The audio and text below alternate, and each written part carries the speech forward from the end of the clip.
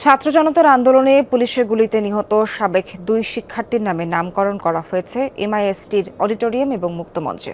সকালে আনুষ্ঠানিকভাবে এ নামকরণ করা হয়।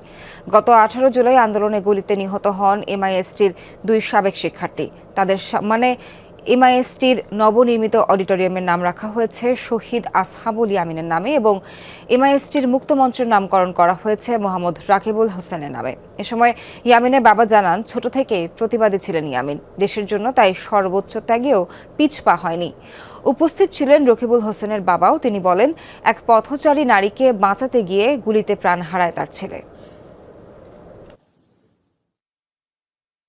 বর্তমান এবং ভবিষ্যতে যারা এখানে বিভিন্নভাবে আসবে তারা দেখবে শহীদ ইয়ামিন কে ছিল এবং তার অবদানটা কি ছিল জাতির জন্য। যারা আন্দোলনে গেছে তারা তাদের বাপ মাকে কখনো জানাই নাই, তারা বাপ মাকে গোপন করেই তারা ওখানে আন্দোলনে গেছে।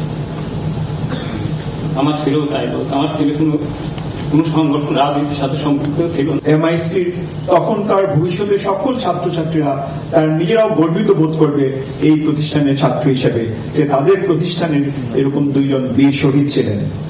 আমরা তাদেরকে কখনো ভুলব না।